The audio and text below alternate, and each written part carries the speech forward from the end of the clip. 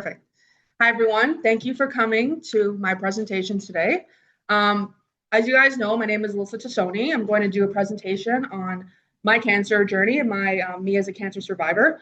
So today my presentation is called More Than a Survivor, My Story and My Purpose. I'm going to do an overview of myself, my journey as a teenage youth cancer survivor, my experiences in healthcare, volunteering in healthcare and mentorship, and how it has inspired my passion for pursuing medicine and helping others. So just before we get started, I created a little QR code. If you guys can, if you have devices, to just scan this QR code really quickly. This is just a QR code that I created, which gives you a presentation outline of everything that I'll be talking about. It also has my LinkedIn at the end and my email, as you can see in the bottom left corner. If you guys want to keep in touch or contact me or see more than what I do, everything's on my LinkedIn. So, my name is Allyssa Tassone. This will be a brief overview just of who I am and some introduction. So I am a cancer survivor. I'm a kinesiology and health science student, and I'm using lived experience to educate, support, and inspire others. I was diagnosed with cancer in 2020, and now I'm trying to give back to the community and use my voice and use my story to advocate and help others not pursue, but just also help others get through cancer. And it's been really inviting to speak to other youth and help them as well in the community. So before I actually get started into my presentation, I just want to go over brief understanding of what is cancer. When we first think of cancer, what do we think of? We think of, it's a really bad disease that there's really no cure for cancer. A textbook definition of what is cancer is a disease in which some of the body cells grow uncontrollably and spread to other parts of the body. Cancer can start almost anywhere in the human body, which is made up of trillions of cells, and this is from the National Cancer Institute in 2021. Also, I want to state by the Canadian Cancer Society that 2 in 5 Canadians are expected to be diagnosed with cancer in their lifetime. And just to further emphasize on this, I just want to explain a little bit more of cancer and understanding what is cancer before we dive in. So this is an image or a diagram of the cell. So as we see in basic biology class or grade 9 science class, before understanding cancer, it's important to understand that our bodies are made up of tiny building blocks called cells, and this is the cell. Cells are what make up everything in our body, our organs, our tissues, everything. Normally, cells grow, divide, and die in very controlled and organized way. So as you can see here, this is the nucleus, and also it's called the control center of the cell. Inside each cell is something called nucleus, which basically acts as a control center to tell the cell what to do. Everything starts at the cell level, and then when cells stop behaving normally, that's when the cancer could start. So now I'm going to explain how cancer grows. So cancer happens when basically that process from the cell goes wrong. The process basically goes wrong. So instead of growing and some cells begin to grow uncontrollably and don't die when they're supposed to. So this shows the difference between normal cells and cancer cells. As we can say here, the lighter part of the diagram is the normal cells, and the cancer cells are the darker part of the diagram. And you can see that these darker cancer cells are basically on top of the normal cells, and that's when the tumor can form because the cells are just dividing uncontrollably on top of the healthy normal cells in our body. So the normal cells on the left, they grow in an organized way. As you can see, it's all in an organized, uniform way.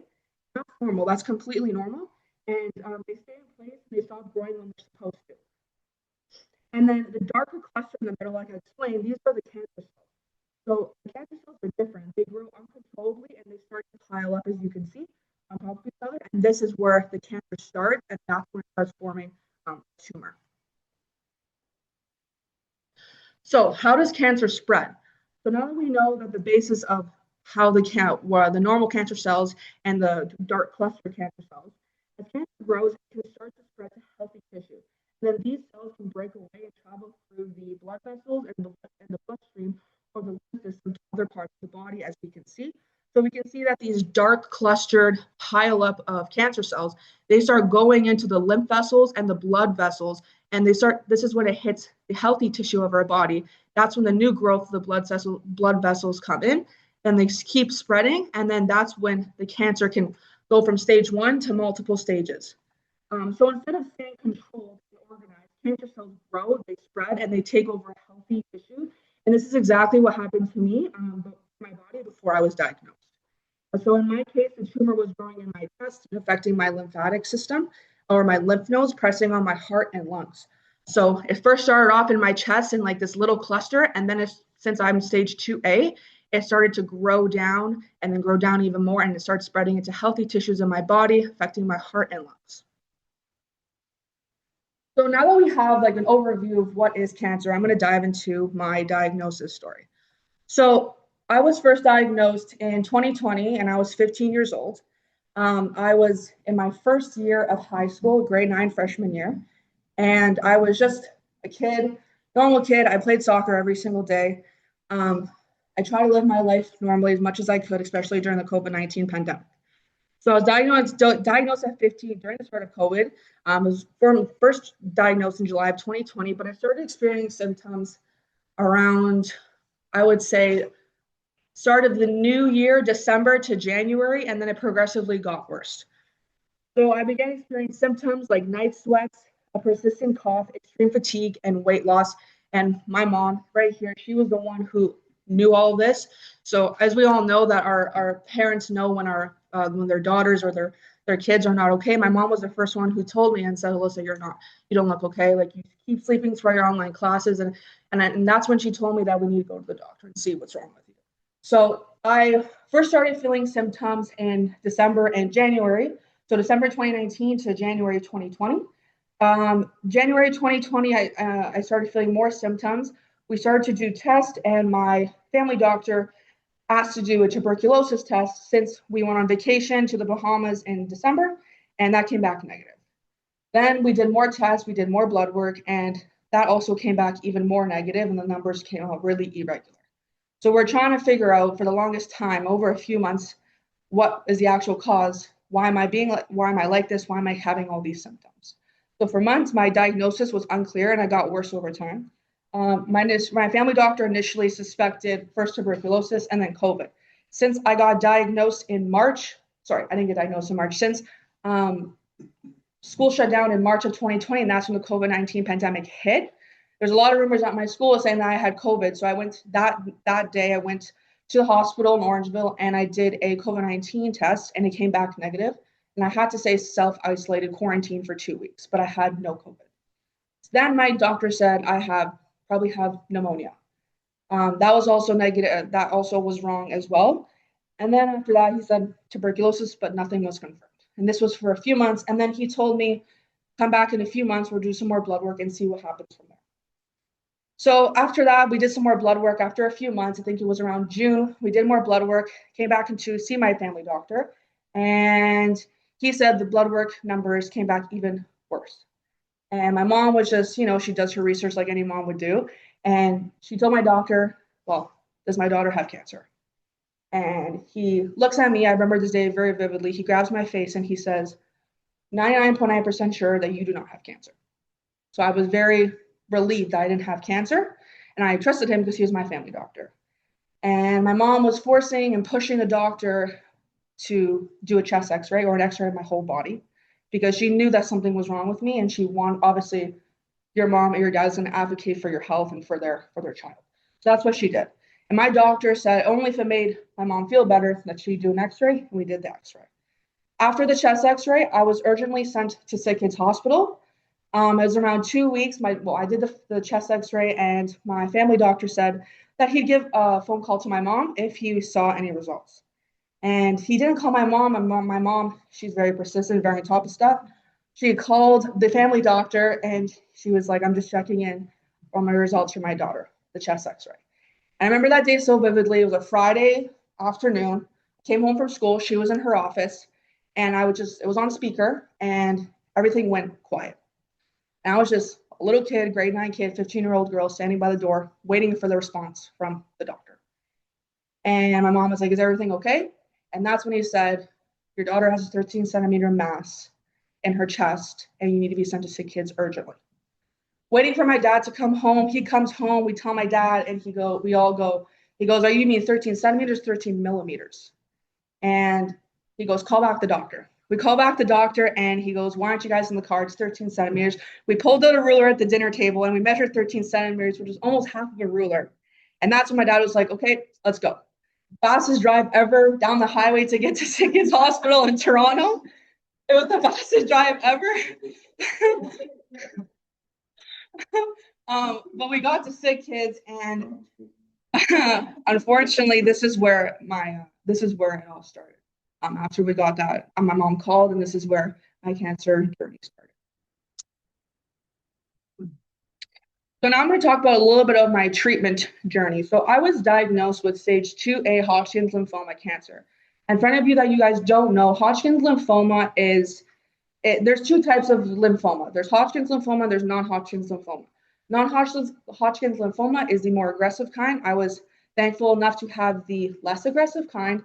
And my oncologist told me that it's a very curable cancer and I should not be worried. But, as a girl and as a young girl who loved my hair was my prized possession. And I've always been active. I played competitive soccer almost 5 days a week. I was very healthy. And I always took care of myself. And I was very shocked to hear that I was diagnosed with stage 2A Hodgkin's lymphoma cancer. Lymphoma is a blood cancer. So lymphoma and leukemia are two types of cancers in the same field. So it is a blood type cancer. And I was told that I would have to do treatment right away. So I did a biopsy and confirmed that I had stage 2A Hodgkin's lymphoma cancer.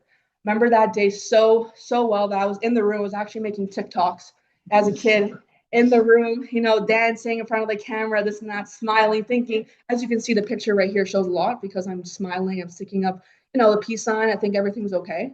And my oncologist comes in, knocks on the door, and she goes, so no one told you? And I said, oh, like my dad was there, my mom was there, and it was just me, my dad, and myself. At the time during COVID-19, there was a lot of restrictions in the hospital itself, so it was only a one parent and one guardian.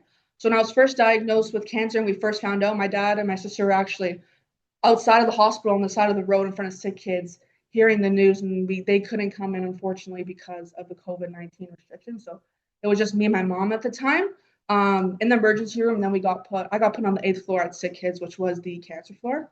But they did allow my dad in, which was good because I felt like having a more support system. I love my mom and my dad so much, and they were the ones who helped me through everything. And I needed both of them to be there. Unfortunately, my sister at the time, because of COVID-19 restrictions, she actually could not be at any of my appointments, at any of my chemo days at the hospital, nothing like that. But of course, she was still rooting for me at home, and she still had to go to school, unfortunately. But she was still there rooting for me. So the surgery was not possible, and people still ask me to this day, why could you not just do surgery? And my family doctor initially told me that I was going to do surgery, I'd be out in a few days, and everything would be okay. Unfortunately, that was not the case because the cancer it was 13 centimeters, the size of a melon, right over here, pressing on my heart and lungs. It was too invasive, so I could not do surgery. They said it would have been open heart surgery, which is too invasive. The surgery was not possible due to the tumor size. So I began chemotherapy at Sick Kids Hospital right away. Literally the next day they came in. They gave us this whole speech of, the amount of papers and papers and papers of all these chemotherapy drugs that I had to take orally and through IV. And just like that, I started chemotherapy. So the chemotherapy process, as you can see over here, it was 4 rounds of chemotherapy, and each round of chemotherapy lasted around 8 days. And each round, so it was 8 days, and it was either I'd be in the hospital all day, it would be a full day of me admitted to the cancer clinic. It's also called the Sears Cancer Clinic at Sick Kids. So I'd be admitted all day doing chemotherapy by IV, and I'd also take oral chemotherapy by pills. Thank God for my mom because she was always on that. As a kid, I could not do all of that, so I give my mom a special thanks to her because she was always on top of that. Take your pills at 7 a.m, certain time. So I'm very thankful to have her in my life to make sure that I was okay during the chemotherapy process. And like I said, I had a combination of hospital visits and oral medication. So I do that for 8 days straight. I wouldn't go into the hospital every day, but I would go to the hospital majority of the time, stay there for maybe 15 minutes since I needed IV sometimes. Sometimes it'd be all day. And Sick Kids was also very nice enough to make us stay at a hotel close to the hospital since we do live far away. We do live in the GTA. So I was stayed at the Hilton in downtown Toronto near the hospitals, and that helped us a lot. I also want to give a special thanks to Sick Kids as well for doing that since it was during COVID and the Ronald McDonald houses were not open, unfortunately. So they did give us a hotel that made it way better, less stress on me and my mom as we had to go there every single day. Fortunately, my dad couldn't come in all the time because he still had to work. But my mom, she took off work and she took care of me every single day. She's at every single appointment, every single checkup, every single IV. When I had to go through IV, she was there all the time. So I appreciate that. By the end of, I think it was the second round, or by the end of chemo, the tumor shrunk, and I think it was the second round. The tumor shrunk at around 75%, which meant that the chemotherapy was responding well to the tumor itself, which is really good. But the oncologist did tell us that I would still have to do some type of further treatment, which would have been radiation. You can't really see here, I didn't really take that many pictures when I was doing radiation, but I did do radiation. So I did radiation for 2 weeks. So it was 2 weeks straight, not including weekends. And I can say radiation was 100% better than chemotherapy. I mean, none of them are really good, but it was less stressful on my body. Chemotherapy, as you can see in this picture, I want to also give a disclaimer that there are some sensitive images in this presentation, just like this, if you're not good with needles or IVs, but this was an IV. So this is actually a drug. It's a red drug called doxorubicin, and it was injected. I had around 3 huge syringes injected through IV into my veins. And this was the drug that made me lose my hair. The first thing I asked my oncologist was, will I lose my hair? Because that was the only thing I cared about when I was 15 years old. As a teenage girl, it's the only thing I cared about was, am I going to lose my hair? It's my prized possession. I love my hair. And she said, unfortunately, the drug and the chemotherapy plan that we have for you, you're going to lose your hair. So this was the only drug that made me lose all of my hair. And I can say, when she said it was quick, it was really quick. By the second round, I would go like this to my hair and it would just follow. I would wake up in this little bed over here on my pillow, and there would be like little strands of hair. It came to the point that I tried even taking a shower, and like my hair was so matted that I told my mom one day, I said, Mom, we need to go to the backyard. We need to take a garbage bag, and you need to just cut off all my hair because this is not good. And then I was fortunate enough, one of my family members, which is not here, she's not here today due to she passed away from cancer, but she was the one who shaved my head for me in my grandmother's garage. And she was amazing. She even told me, she goes, you still look so beautiful without your hair. And she was an amazing lady. So yeah, so that was my chemotherapy. After 4 rounds of chemotherapy, I started in July. I was diagnosed July 2020. So it was around 4 months of chemotherapy. And then right after that, I started radiation. Radiation was, I was transferred over to Princess Margaret Cancer Center in downtown Toronto, since Sick Kids Hospital does not have the radiation machines. So I was sent over to Princess Margaret, where I was put into a little area. Princess Margaret, they have a little area where it was like a little room just for children or like youth who are diagnosed with cancer. And I remember walking in every single day, me and my mom, into Princess Margaret. People would just look at me because Princess Margaret is the adult side. So they would look at a girl like me and be like, they're just giving me looks. And I'm like, yes, I have cancer. Like, I'm going in for my treatment. But it was just a different experience. I feel like walking into the adult side as a kid with cancer, it also showed how brave I was, because at that time I had no hair. So I was completely bald, wearing a bunch of different hats and beanies and bandanas. So I was just very, I don't explain. I was very like shy in a sense, and I'm not a shy person at all. I'm a very extroverted person. But I stayed in. There's like a little area at Princess Margaret. I had a nurse. I think her name was Susan. Susan. She was an amazing nurse. She was the only nurse for the children that they get from Sick Kids or other children's cancer hospitals in Ontario, and she was the one who helped me. And I also want to mention before I move on to anything else that one of the students that I went to school with, his name is Ralph. He unfortunately passed away from cancer in May of 2020. So 2020 was not a good year for me. In April of 2020, my grandfather passed away. And then in May of 2020, my friend passed away from cancer. And I saw a picture of my friend who passed away from cancer in Susan's, which is the nurse at Princess Margaret, in Susan's office. And I saw him, and I'm like, immediately I told her, I said, I know him. I went to elementary school with him. I went to high school with him. And she was like, he was such a good kid. And unfortunately, he did pass away from brain and spinal cancer. So it was a really rough time. And I even told myself, if I was ever in his shoes, then I wouldn't know what to do with myself. And what did you know? 2 months later, I got diagnosed with cancer. And that's when that started. So I did 2 weeks of radiation at Princess Margaret Cancer Center. And I completed the treatment during the COVID-19 pandemic. Like I said, that added a lot of barriers and stress on my plate. With COVID and trying to get into the hospital and COVID restrictions, there's a lot of stress and mental and physical toll. I didn't show a lot of my emotions when I was going through cancer. I feel like I did hide it a lot. I feel like I had to a lot of times mentor my mom because she did cry a lot during when I was going through cancer. And of course, that's totally normal. But I even told my mom when I first got diagnosed at Sick Kids, it was just a lot of shock to me when she said that I was confirmed that I was diagnosed with cancer. And I see my mom bawling. And I told my mom, I said, Mom, I'm not crying when I have cancer, but you're crying. And she goes, she still says it to this day. She goes, I just wish that I got the cancer and I took the cancer away from you and put it in me. And I said, well, you know what? That doesn't happen. So I'm the one who has cancer and I'm the one who has to fight it, but you're going to be by my side. So it was just really hard with COVID. I couldn't find the pictures, but I did have pictures of my family, my cousins, my aunts and uncles. Because of COVID, they couldn't visit my room. So I was very isolated at times. It was just me and my mom and sitting in a room doing chemotherapy all day. But I did have family wave to me from the 8th floor at Sick Kids. If you know the 8th floor at Sick Kids, it's like the top floor at Sick Kids. They just wave at me, waving down at me. And I was really grateful to have them come see me in such a dark time in my life. Even with COVID, I try to make the best out of it.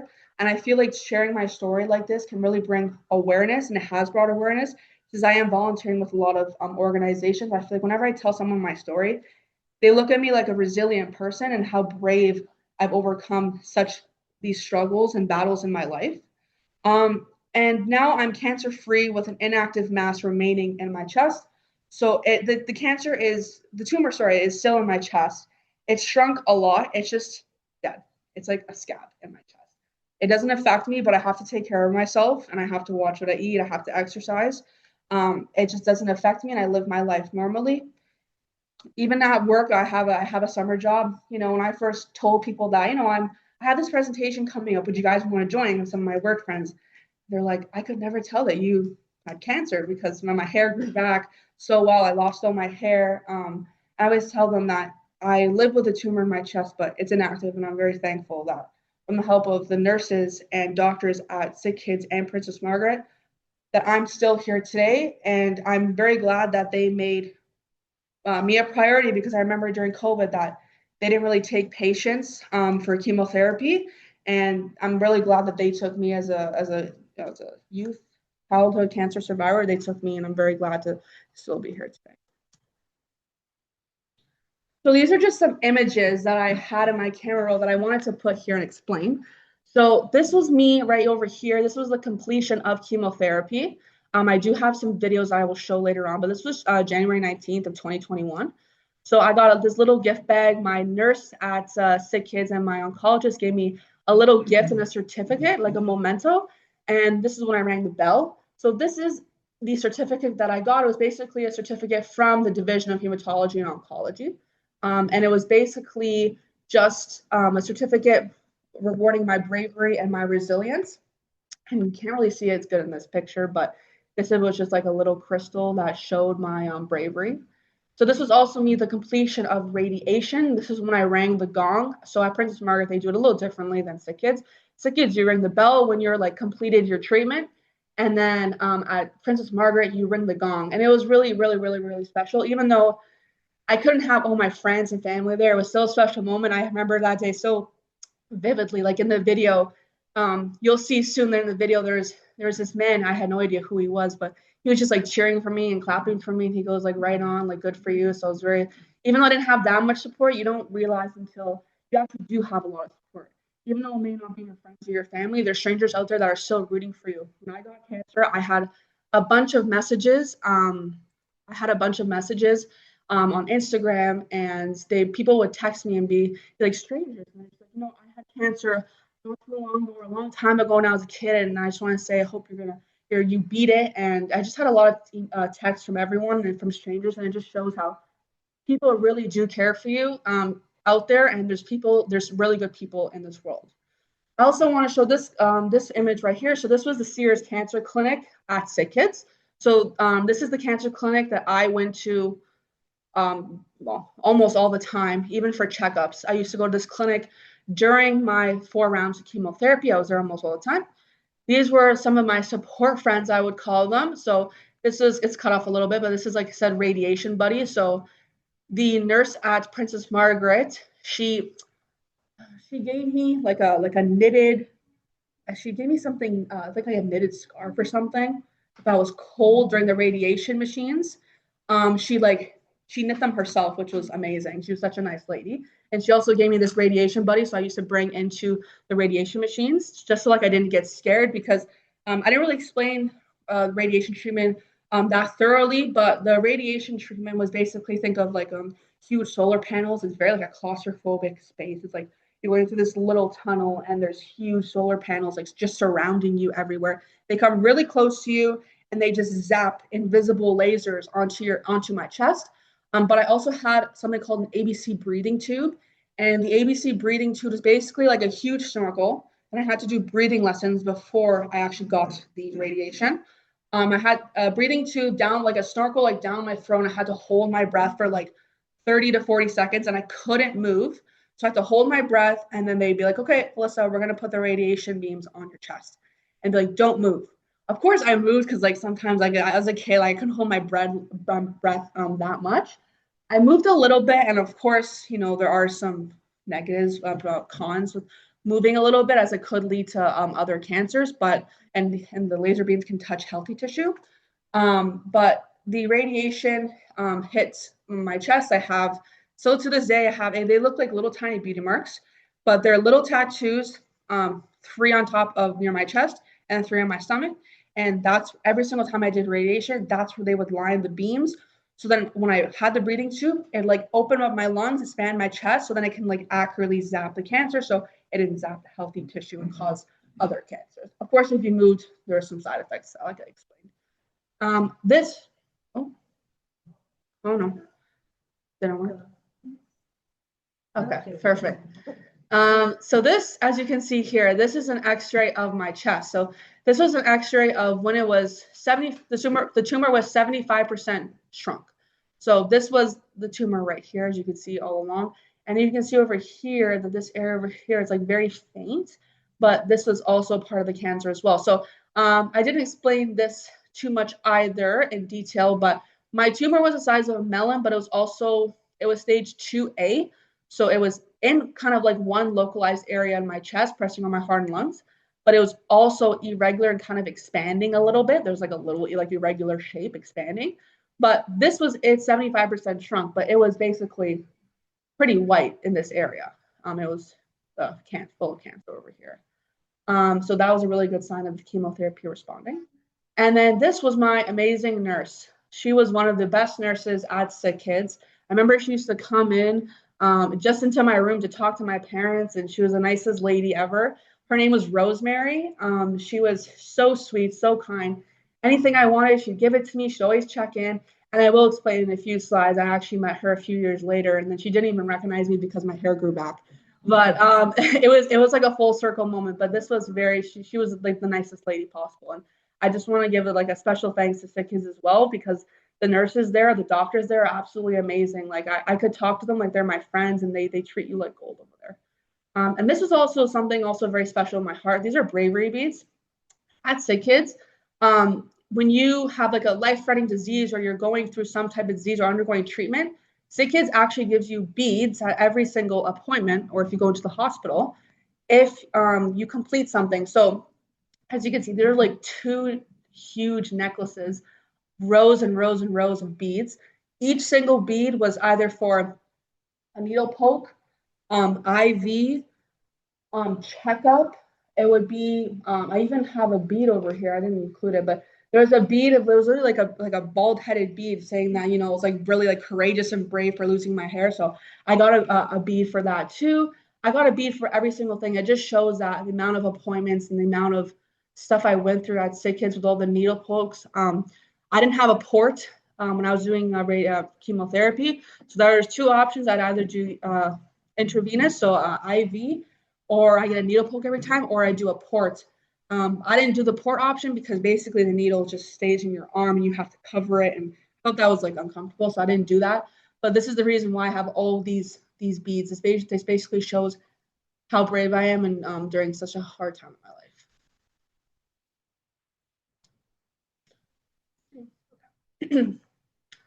So this is the videos that I was talking about. So this is me ringing the gong. This marked the end of my radiation treatment, and it was at Princess Margaret Cancer Center in Toronto, Ontario. And this was November 18th, 2020. So just type it now.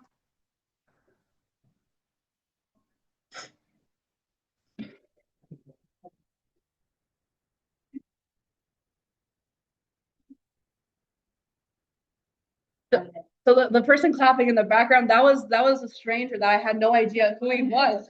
And I was just looking around and I was like, he's like, good job. And I'm like, thanks. Right? He's like, you're cancer free. I'm cancer free. So it was a really cute moment. But the lady in the background said, oh, congratulations. That was Susan. She was an amazing nurse at Princess Margaret. So this is just one of the videos.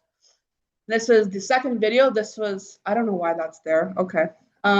But this is me ringing the bell. So this marks the end of chemotherapy treatments at Kids Hospital in Toronto, Ontario. And this was January 19th, 2021. Hopefully you can see it.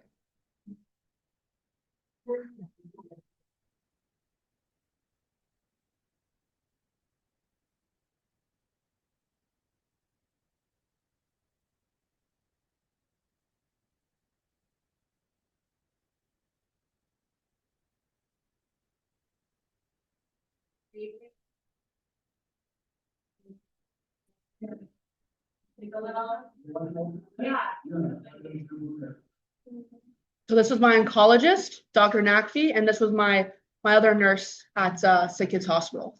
I had one nurse when I was admitted, and this was my nurse during my treatment. I don't know why that's.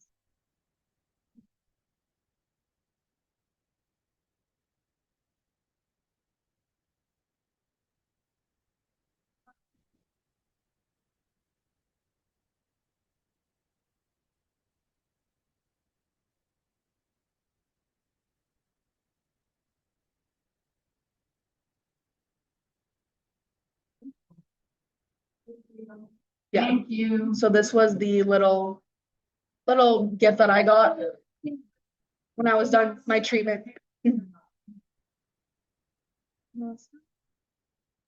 Those were two videos, right? I'm not sure why that picture was there. Maybe my editing. I also don't want to get into life during and after cancer.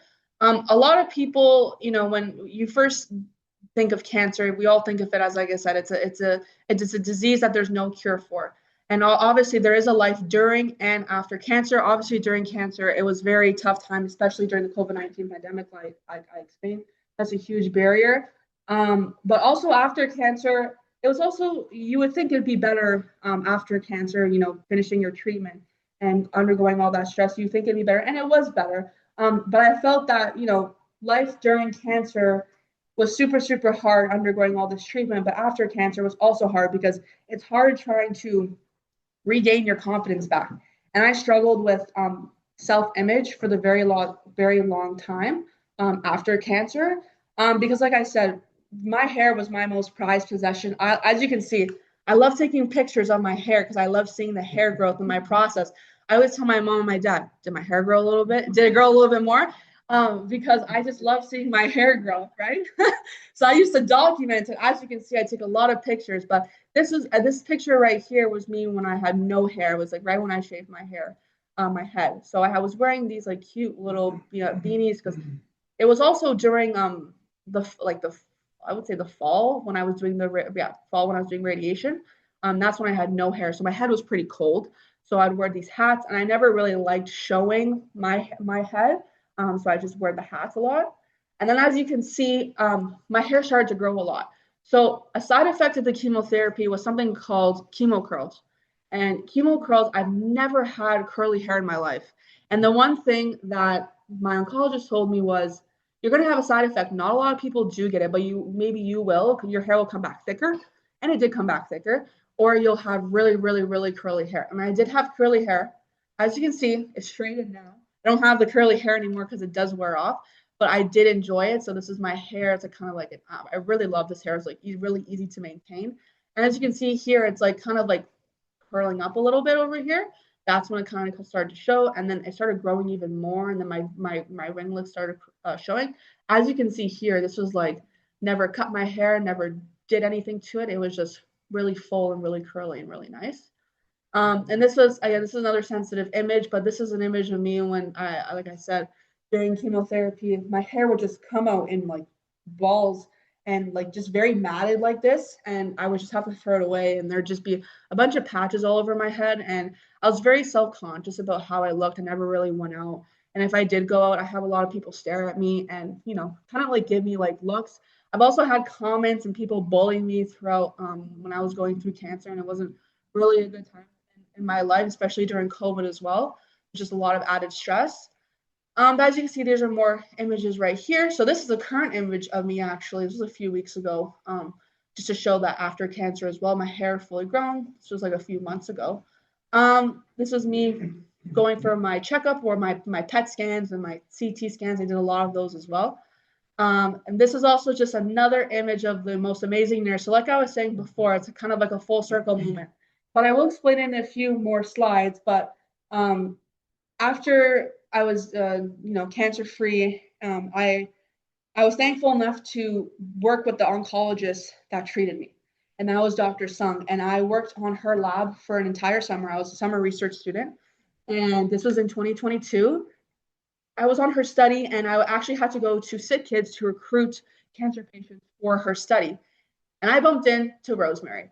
Rosemary had no idea who I was. She only recognized me when I was a little 15-year-old kid, and this was like maybe two years after. And I said, Rosemary, do you remember me? And she goes, I don't remember you. I said, I was your patient at Sick Kids, admitted on the 8th floor. I go, Allyssa Tassone, and she goes, oh my God, yeah, your dad is Italian. And I'm like, yeah, my dad is Italian, yeah, because all we talked about was Italy, and I think she was getting married or something. But so she recognized me, and that's when it was like a full circle moment. So it was really, really special to see her, ask her to take a picture, and keep in contact. So this is more of like the kind of like the IV, and these were like the doxorubin. As you can see, there's syringes over here. And also, so I just to touch on these points a little bit, I endured a lot of physical and emotional stress during treatment. I did not show it a lot because I wanted to paint not a perfect picture, because obviously going through cancer is not perfect. There's ups and downs, but I wanted to show that cancer didn't really affect me as much as it did, but it did affect me. There would be times where I would just go into my room and cry. No one had no idea that I did this, but I just go into my room, cry, because I had to let my emotions out. There were some days that I didn't even want to continue going. And I told my mom one time in Sick Kids, I said, Mom, I can't do this anymore. And then she goes, no, like, you have to do it. You have to keep going. You have to fight this. You will get to the finish line. She kept telling me what my oncologist told me was, this will only be a little blip in your life, and then everything will be fine after that. And my oncologist was 100% correct, because now I'm using my voice, I'm using my story to advocate to others. Like, this is an amazing opportunity for me to be in front of a panel of people like you, to explain, to share my story. And this is exactly what I want to do, and just use my story and advocate for others. So I had constant worry about my health and recovery. Obviously, after cancer, and the recovery process was a lot, like I said, it was just a lot of self-image issues, and going out in public and being stared at. I was very like self-conscious about that. I felt overwhelmed at times, very stressed. I cried a lot. So COVID-19 added isolation, a lot of isolation. Like I said, I couldn't have any visitors in my room, so a lot of the time was just me and my mom going to the hospital and battling cancer by ourselves. Um, Ongoing emotional challenges after treatment, like the self-image issues and bullying, which affected me a lot. But after that, I started to gain my confidence back slowly after I kept documented pictures of all my hair and everything. I faced, like I said, I faced comments and bullying, but I slowly rebuilt my confidence and I found my strength. And I said, the cancer is not going to stop me, and I just have to keep moving on with my life. So I want to this is a continuation from the other slide, but life during and after cancer. So I just want to point out some amazing organizations and people that I look up to this day, and I 100% support, and I thank them for all their support during such a stressful time in my life. This is an organization called Wigs for Kids. So as you can see right here in this description, Wigs for Kids provides wigs made of human hair to children with hair loss due to chemotherapy and radiation treatment and various other conditions. So Wigs for Kids is for helping children look themselves and live their lives. Like I said, my hair was my prized possession. I had very, very, very, very, very long hair going into cancer treatment, and I left every single strand of hair to the very last bitter end until I was like 2 strands of hair in my head. I said, no, I'm just gonna shave it off and start with a new set of hair. But as I was losing my hair, I remember there was a social worker that came up to me at Sick Kids, and I was doing chemotherapy in my room, and she mentioned to me how I was feeling. I said, well, I'm losing my hair, so I don't feel myself. So she recommended to my mom that referred me to, so I was referred by a social worker, but the social worker recommended my mom to this salon. And it was all the way in St. Catharines, and we took a trip to St. Catharines because this man was the most purest, kind-hearted man ever. He basically had a little salon in St. Catharines, and it was his house. In the front of his house, he had a salon, and there was 2 doors. One door was his salon where he would cut hair. The other door was a salon where he would just take that hair that he cut and he'd make real haired wigs and donate to kids who have cancer and who have these types of conditions. And then he told me, he said, yeah, in the back of my house, the back of this is where I live. So like it's convenient for me. I love what I do. And he was such a nice man. And I remember going in, and he basically took my head size, measurements, and he like tried to match my hair color, pretty similar to what it is right now. And he did. It was such an amazing wig. I wore that wig almost every single day. As you can see, the wig at the top, obviously it's not a real scalp, right? He tried to make it as real as possible. If I didn't have the hat, you could tell that it's a wig. But I'd go into public and I'd feel like myself. I discovered to wear these bucket hats, and I bought a lot of them, and no one could tell that I had a wig. And I got to style my hair, I got to curl it, I got to straighten it, just like regular hair. And it really, really, really helped me. He donated the real hair wig to me for free, and I think it's if you're 18 and younger, and if you have one of these conditions and you lose your hair, he will give you a hair for free. And he helped me feel like myself again. It gave me the confidence back, and one day I plan to donate my wig to someone who needs it. It was a really special moment for me. This is an also very special organization, that amazing organization. This is called Make-A-Wish Canada. So Make-A-Wish Canada came to my room at Sick Kids, and they asked me one time, do you want to wish? And I said, a wish? What do you mean, do I want to wish? And he's like, anywhere you want to wish, we're going to grant it for you. Give us 3 wishes.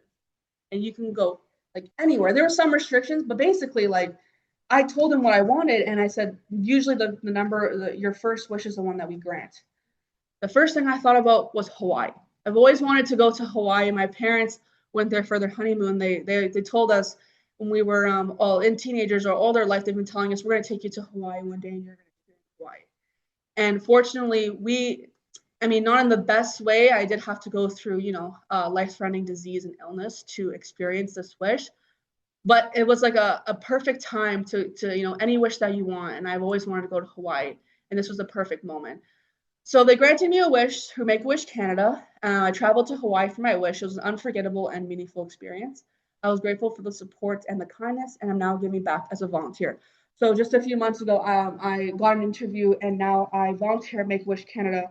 So they call me up I could be a wish granter. So the wish granter came to my house with this cake, a nice cake. He came to my house, I remember in December, in December, and he gave me like a whole package, and he announced the wish to me, and he was like, "You're going to Hawaii," and he was explaining everything to me, and he was asking me what type of excursions I wanted to go on. We went on a submarine ride, as you can see here. This was a submarine ride. It was amazing. Never been in a submarine in my life. A little bit scared, but it was really, really cool. Um, this was the luau, which was also very, very, very, very fun. We also got a dinner with that too. Then we just wanted to explore the islands because the island my parents went a long time ago. So we got the rental car. We just drove, and this was like one of the lookouts in Hawaii. It was absolutely beautiful. And then this was sorry, just to mention, I went to Waikiki in Honolulu. So this was just basically on the Waikiki Strip.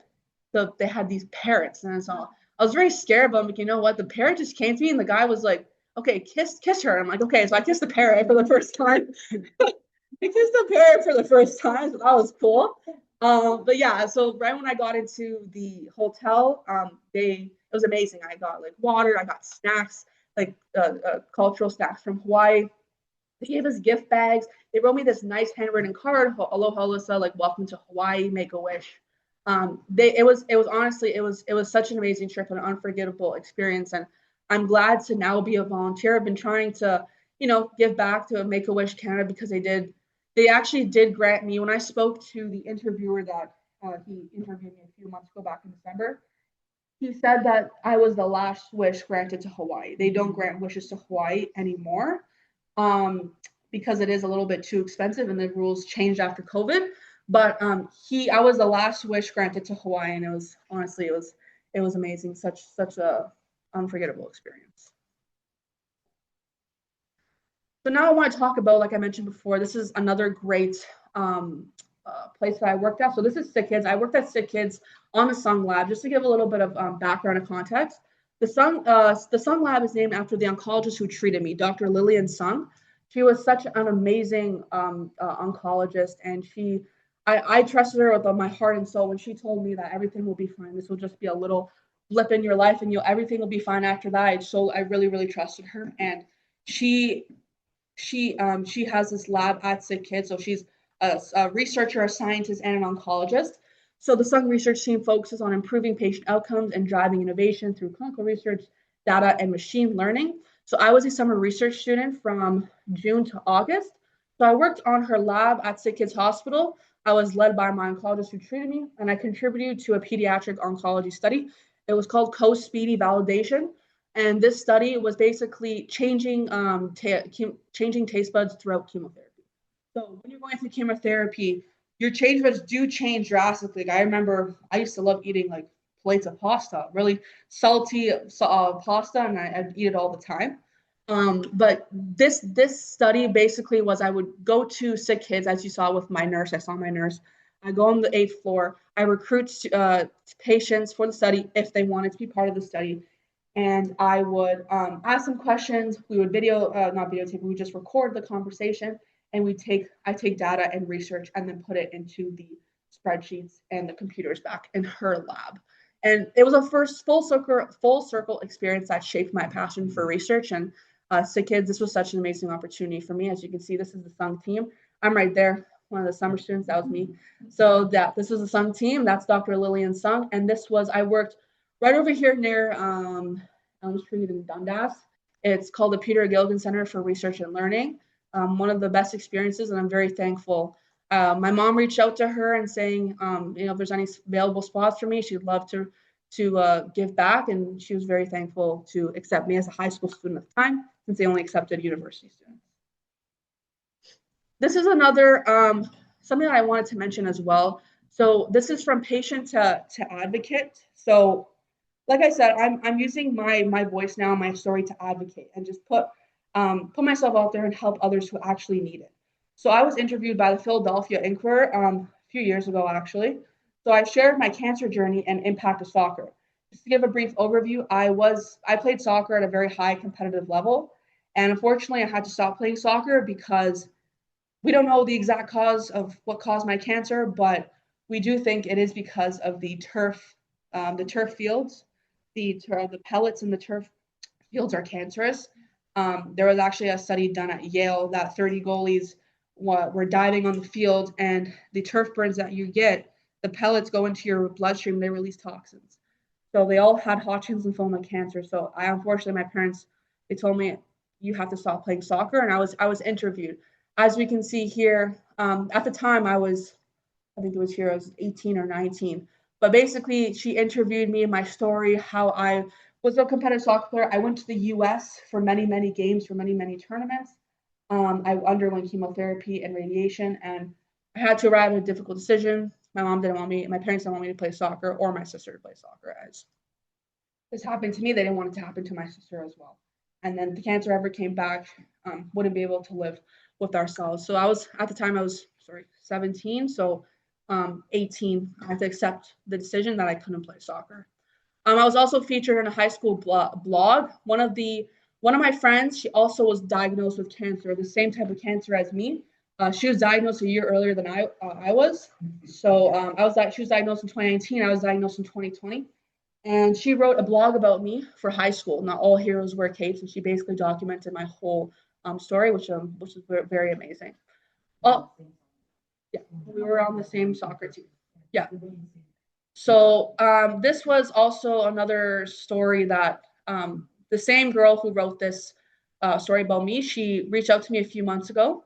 Her name is Sophia Tomasini, and she asked me she interviewed me to be posted and published, my story to be published on CIBC, Childhood Cancer Canada. So I was using my story to inspire and raise awareness. I was interviewed for CIBC, and my story is soon to be published on their website, and I'm looking forward to that. Yes, there was a third girl diagnosed with cancer. It was, I don't know what type of, I think she had the same cancer as me, but three girls. Yeah. And unfortunately, she's cancer free. We're all cancer free, but it was not unfortunately, fortunately. This is also, I know the presentation is coming to an end and I'll be ending up soon, but this is also some of the amazing organizations that I volunteer with. So, like I said, I like giving back. I think it's very important to give back to the community because so many people helped me during my cancer journey. All the nurses, all the doctors, people that I didn't even know. OPACC has helped me a lot. Even when Sarai reaches out to me, I'm always very thankful for her emails because I love, she's like, oh, we have someone like a new student, a new youth childhood cancer. She's going through cancer. I'd love for you to help. And I always say yes because I love helping kids going through cancer and mentor them. But these are some of the organizations I do volunteer with. So Make-A-Wish Canada, like I said, currently a new volunteer here. $1 Million Smiles. So this is a nonprofit organization in Vaughan, Ontario. So they do a lot of things. In July of 2024, I was a playground volunteer. So it was like basically a wish where they gave a free playground to kids with life-threatening diseases. So I took a whole day and I went to this person's house. His name was Sebastian, and he had a life-threatening disease, and we built a playground for him, which was very, very special. $1 Million Smiles also has a bunch of these little events, big events that they do. It's like fundraiser events. So this was the Halloween Gala 2025 just recently. It's basically where they have a gala to raise awareness, and they get it's a fundraiser event. It was amazing. This is also another fundraiser that they did. It's called the Bear Drive. This was in December. So as you can see here, this was 2 huge bears and like gifts. So this girl right here is holding a gift. Me and my sister actually drove to the person's house who had he had autism, and we drove to their house to deliver these 2 bears over Christmas. So I think it was a really, really special thing that we did, and I'm very proud of ourselves for doing that. And this is also called the Retro Gala. So this was in March, just recently. It's basically another fundraiser. It was held in Vaughan, Ontario. It was in relation and in support of Princess Margaret Cancer Center. It was just another fundraiser event to raise money, and it always goes, all the funding proceeds go to Princess Margaret Cancer Center. And of course, OPACC. I've been a volunteer for OPACC for a little over 3 years now, and I will continue to be a volunteer at OPACC because of this amazing organization and just giving back. I will explain it another side, but just to see the smile on these kids' faces when they're cancer free and I'm trying to help them, it's amazing. And I get to connect with them and see them in real life. It's amazing. I also volunteer at Princess Margaret. I'm like a guest speaker, so I'm on a list at Princess Margaret as well to guest speak. So this is a slide that I've been waiting to talk about. This OPACC is such an amazing organization. The importance of support is super crucial for youth, especially these amazing people here. They are now, I can proudly say they are now cancer survivors. So round of applause for that. They're cancer survivors. Amazing. Um, these two young girls, her name is Celine. I was helping her a very, very long time ago when Soraya first reached out.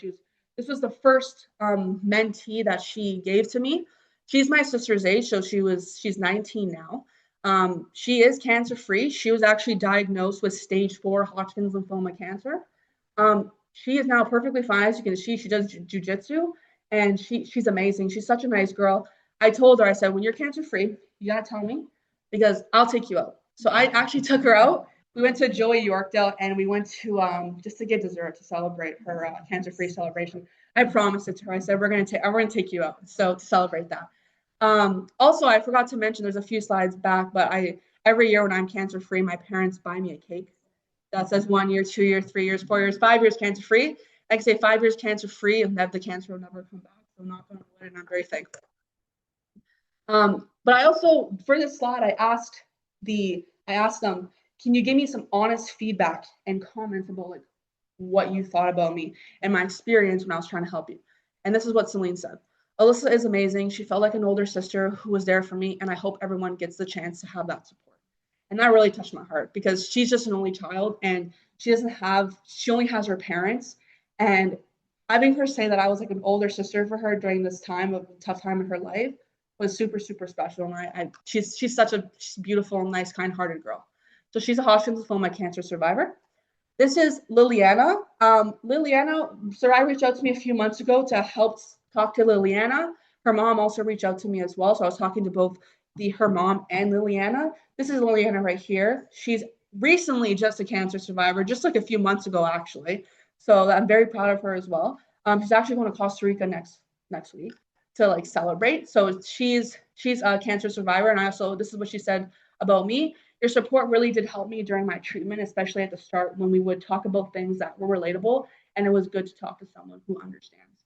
So that was really, really touching as well, just to hear that my story can really touch and help others. And I'm glad that I can be an advocate for these young people. And I even told them that you will be cancer free. And I'm still planning to go out with her soon, and we're planning to get ice cream soon. So we're still doing that. But yeah, it's amazing to have helped them. So just to go over where I am today, I'm currently a third-year kinesiology and health science student at York University. I'm going into my 4th year. I did my first year at Western University, and I did, as before the presentation, we're talking about that, I did transfer back home to York University, and I just love it here. So really quickly, I just want to explain, I'm 5 years cancer-free currently. I've just reached the 5-year mark in January of this year, 2026. Kinesiology and health science student, transferred from Western. I want to be a physician. I want to be a family doctor. But the goal is family medicine. I feel like with Ontario's healthcare system, it is getting worse and worse. And I feel like we need more female doctors out there. With my story, I feel like I could help and really inspire other people to, I talk to a lot of people now and be like, I don't go to the doctor. And I'm like, well, maybe you should, not to scare you or anything, but like, you need to go get checked up. It's very crucial that you advocate for yourself and for your health.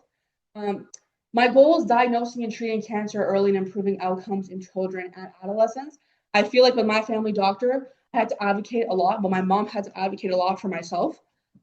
So I felt like it's really important to advocate for yourself, but it's also important to have a very, very good family doctor.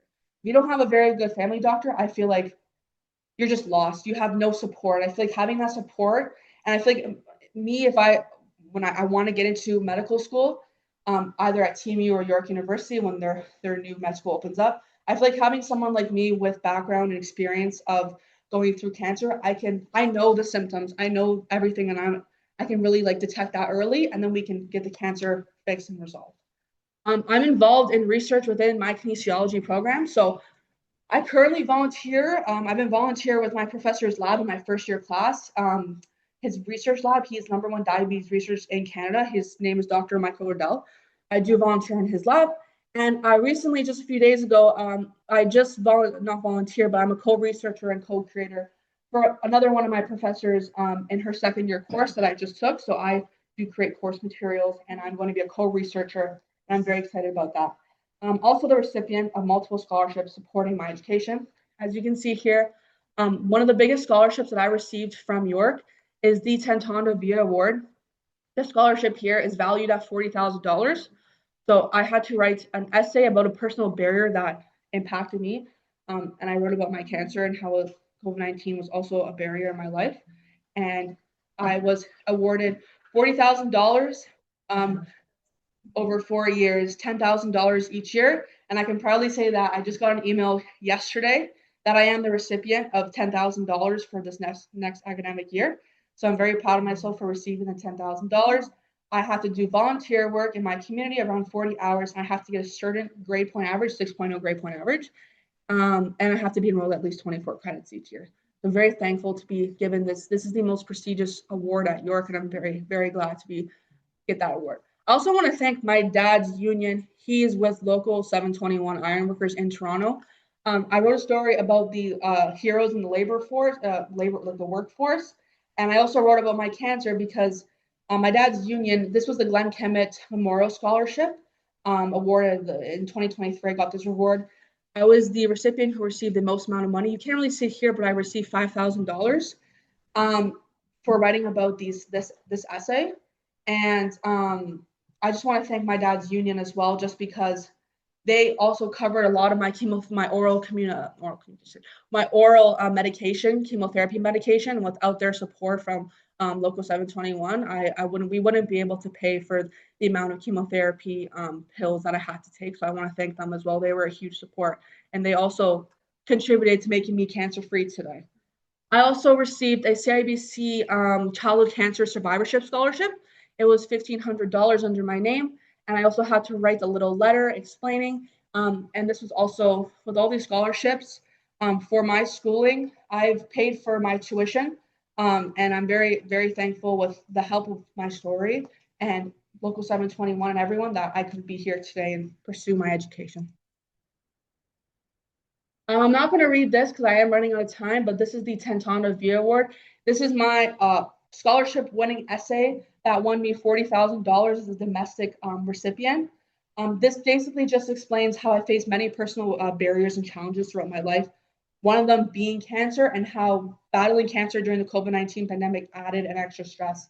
Basically, this is talking about how my cancer journey and how I want to use this degree in kinesiology and health science to pursue something more and get into medical school. These are some key takeaways that I have. Early detection matters. Always advocate for yourself. Support systems are essential. Your story has power. Your life matters, and you got to make the best out of it. And I just want to put this picture here. This was an image that I saved back when I was first diagnosed, and it was back in 2020. I just found it. I thought it was amazing. One day you will tell your story about how you overcame what you went through, and it'll be someone else's survival guide. And I feel like with what I do at OPACC and just sharing my story, it's a full circle moment, and it is someone else's survival guide.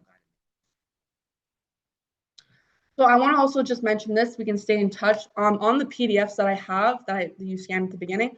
My LinkedIn is here, so if you ever want to see what I'm doing, I do update my LinkedIn regularly. I also have my email, allyssatassone@yahoo.ca, if you ever want to stay in touch. If there are any opportunities for me to volunteer anywhere else in this community, in GTA, anywhere, even for guest speaking, I'm more than glad to stay in touch. Also, just to end it off, before I do end it off with one last video that I have and the Q&A, I want to recognize that June is National Cancer Survivor Month. And I just want to take a moment to thank all of the doctors, nurses at Sick Kids and Princess Margaret for making me be a cancer survivor today, as long as these other amazing youth right here, Celine and Liliana. Without the help of Sick Kids and Princess Margaret, I wouldn't be here today, especially the help of my family and friends. I've had a lot of people who care for me and help me during my cancer journey. And I think this is a perfect way to end off the presentation and just recognize that this is my cancer ribbon. Lymphoma is like a lilac purple color. And just to also mention that this bracelet is also from Sammy. So Sammy bought me this bracelet. It was purple for my cancer, so I want to thank Sammy as well. But this is just like a full circle moment, like National Cancer Survivor Month. I just want to give big thanks to everyone helping me out there. And without them, I wouldn't be a cancer survivor today. And big round of applause for all the cancer survivors out there. So before this is the final slide before I end it off. This was actually a video that I created in grade 12 for a project that I did. It is called The Story of My Life and is background music playing by One Republic. This basically sums up my entire cancer story. So I'm just gonna play it really quickly.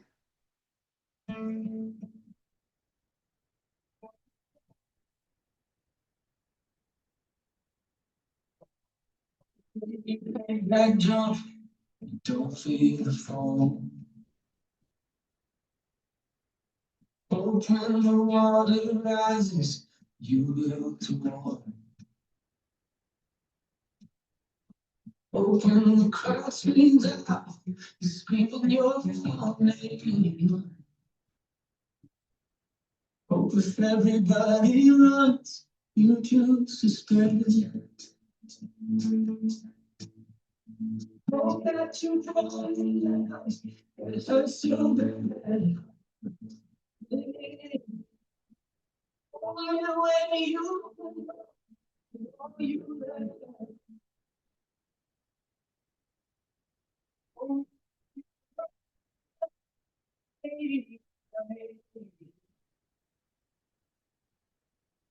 When the moment comes, you stay.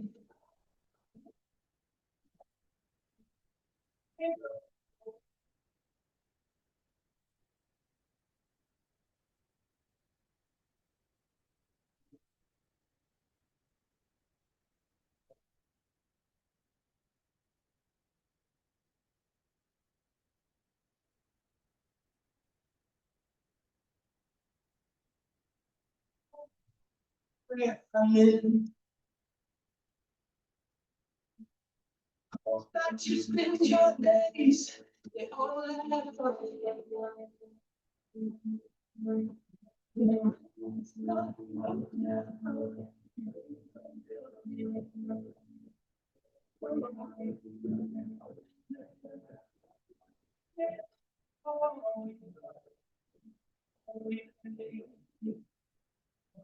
a moment comes, I'll say.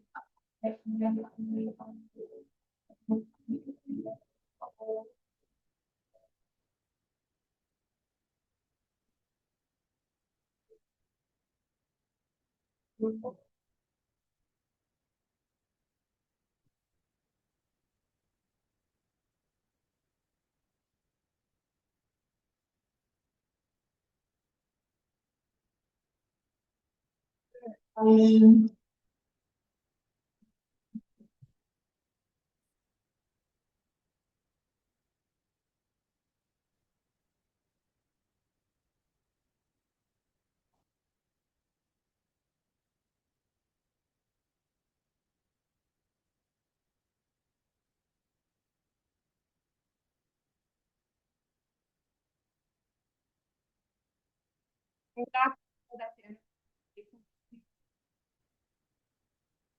Thank you for sending this out.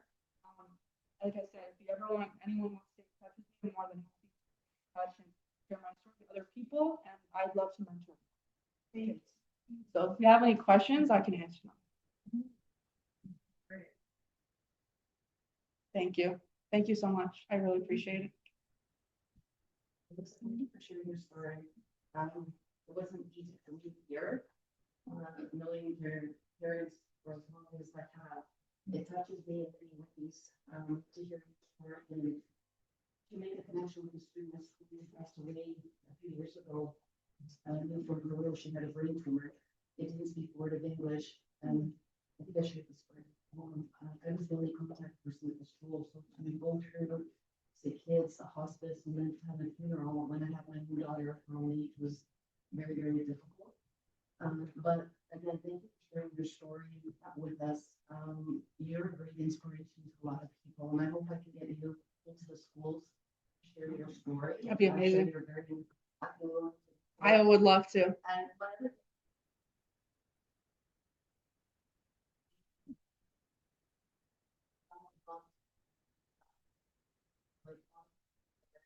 you get back, you just do what you're I would have to set that up, but that would be actually an amazing thing to do. I actually had a fundraiser not too long ago for sick kids where I had like a platform where people would, give money, you give it to sick kids. So I did do that a long time ago, but I feel like I have to do it again. This was like back in 2022. So yeah, that's actually a good idea. Yeah, yeah, yeah. That's a great idea. Yeah. Thank you so much. Thank you for having me. Thank you. Thank you. I really enjoyed it. Thank you. Yes, I'm well now, 5 years cancer free, and I hope it'll never come back ever again. So I'm very, very glad. Like I said, going through cancer during a global pandemic was something I never imagined. Even for myself, I don't think I'd ever imagined to have be diagnosed with cancer in my entire life, just with how fit I was, and I played soccer, and I'd never abused my body or anything like that. And I just like, why me? But like I said, I feel like God gives his toughest battles to the strongest soldiers, and he chose me for a reason. And I don't know now, but I'll find out soon. I'll find out soon what the real reason is. Thank you.